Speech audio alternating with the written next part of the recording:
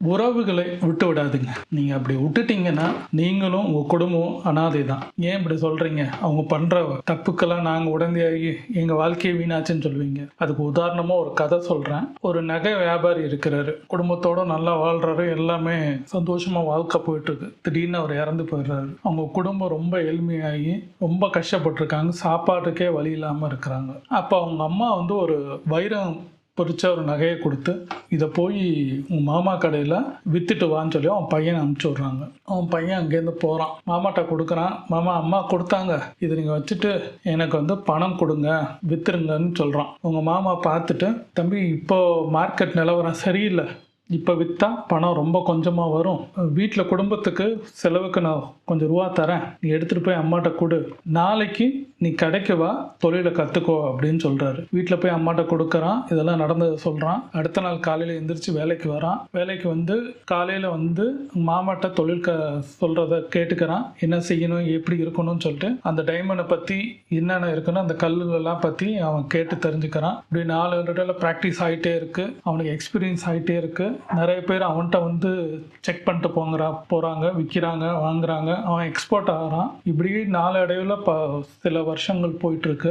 அவங்க மாமா சொல்கிறாரு, அந்த நகை நான் ஒன்று கல் பொறிச்ச ஒரு நகை கொண்டு வந்துடல, நீ எடுத்துகிட்டு வா, இப்போ மார்க்கெட் நிலவரம் நல்லா இருக்குது, நம்ம அதை விற்கலாம் அப்படின்னு சொல்கிறாரு. வீட்டுக்கு போகிறான். அந்த நகையை எடுத்து அவனே செக் பண்ணி பார்க்குறான். செக் பண்ணி பார்த்தோன்னு தெரியுது அது போலி நகைன்றது. திருப்பி அடுத்த நாள் காலைல வரான். மாமாட்ட நடந்ததை சொல்கிறான். ஏன் மாமா நீங்கள் அன்றைக்கே சொல்லலை அப்படின்னு அவன் கேட்குறான். நான் அன்றைக்கே போலின்னு சொல்லியிருந்தா நீ நம்பியிருக்க மாட்டேன். உனக்கு ஒரு எக்ஸ்பீரியன்ஸு ஒரு பகுத்தறிவு வந்ததுக்கப்புறம் இதை பற்றி என்ன நாலேஜ் தெரிஞ்சவங்க இப்போ நீயே சொல்லிட்ட அது போலின்றது.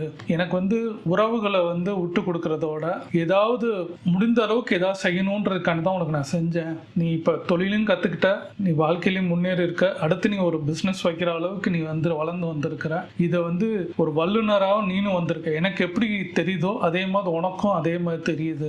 உறவுகளை வந்து நம்ம விட்டு கொடுத்துட்டு போயிட்டே இருந்தோம்னா இப்படியே பிச்சு பிச்சு போயிட்டே இருக்கும், அனாதையாக தான் ஆகும். நீங்க எனக்கு வேணுன்றதுக்காண்டி நான் இதை செஞ்சேன்னு அவர் சொல்றாரு. இதுலயே நம்ம தெரிஞ்சுக்க வேண்டிய விஷயங்கள், ஒரு இந்த காலகட்டத்தில் இது ஒரு கதையா இருக்கலாம், ஆனா இது வந்து ஒரு காலகட்டத்தில் நம்ம உறவுகளை எல்லாத்தையுமே இந்த மாதிரி அவங்க கஷ்டப்படுற காலத்துல நீங்க பெரிய பணம் எல்லாம் கொடுக்க வேண்டாம், சின்னதா செஞ்சு அவங்களுக்கு உதவி ஏதாவது ரூபத்துல நீங்க பண்ணீங்கன்னா, அதுக்கு அவங்களுக்கு பிரச்சனைன்னு வரும்போது அவங்களுக்கு புரியாம நம்ம மேல சண்டை போறதுக்கு பதிலா, நம்ம அவங்க மேல சண்டை போறதுக்கு பதிலா அவங்கள்ட்ட பேசி சில விஷயங்களை வந்து புரிய வைக்கிறதுக்கு காலம் தான் எடுக்கும். அந்த காலத்துக்கு அப்புறம் நிச்சயமா உறவுகள் நம்மளை வந்து இறுக்கமாகும். அந்த என்னைக்குமே பிரிவு இல்லாம போகும். அனாதை ஆகாம இருக்கலாம். இதுல வந்து எனக்கு நிறைய அனுபவம் இருக்கு. நீங்க இதுல கஷ்டப்பட்டிருக்கீங்களா நீங்க கேட்கலாம். நான் நிறைய அனுபவப்பட்டிருக்கேன். நான் உறவுகள் வேண்டாம் தான் நான் சொல்லுவேன். ஆனா உறவுகளை வேண்டான்னு சொல்லி சில காலங்கள் ஆனதுக்கு அப்புறம் நம்ம தனியா இருக்குமோ அனாதையா இருக்கிற மாதிரி தான் இருக்கும். நம்ம பேசுறதுக்கோ நல்லது கெட்டதுக்கோ யாரும் வரமாட்டாங்க. ஆனா நம்மளுக்கு வாழ்க்கையில சில நேரம் நம்பிக்கை இருந்தா வாழலாம். நம்ம மேல நம்பிக்கையை வச்சு நம்ம வாழலாம். அந்த பையனுக்கு தன்னைய புரிஞ்சிருச்சு, கல்லை பத்தி தெரிஞ்சுக்கிட்டான், வாழ்ந்தான்,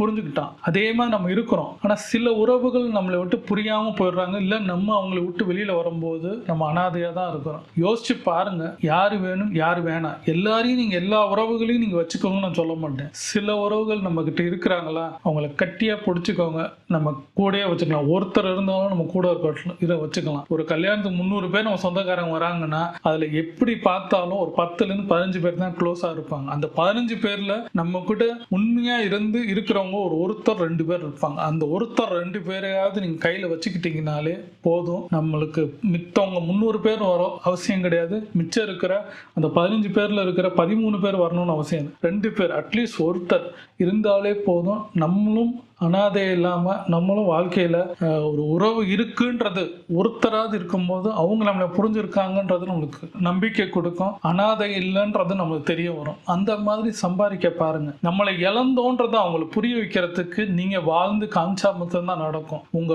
சொற்களாலையும் நீங்க அவங்கள காயப்படுத்துறதுனாலையும் நீங்க அது வந்து இப்ப நானே இருக்கிறேன், உங்களை நான் காயப்படுத்துறேன்னா என்னைக்கா ஒரு நாள் அந்த நிலைமை எனக்கு வரும். அப்போ அதை யோசிங்க. சில பேரை எப்படி நீங்க புரிஞ்சுக்கணும் புரியாதது நீங்க தான் டிசைட் பண்ணணும். யாரு வேணும் யாரு வேணாம் நீங்க தான் டிசைட் பண்ணணும். என்னை கேட்டா உறவு வேணும், ஆனா யாரு வேணும் யாரு வேணான்றது நீங்க தான் டிசைட் பண்ணணும். நம்மளுக்கு தேவை நல்ல மனிதர்கள். அது உறவுக்குள்ளேயும் இருப்பாங்க, நண்பர்கள்ட்டையும் இருப்பாங்க. ஆனா உறவுகளை நம்ம கையில வச்சுக்கிட்டோம்னா நம்மளுக்கும் வாழ்க்கையில நம்பிக்கையான சில விஷயங்கள் கொடுக்கலாம், நம்மளும் கொடுக்கலாம், அவங்களும் நம்மளுக்கு கொடுப்பாங்க.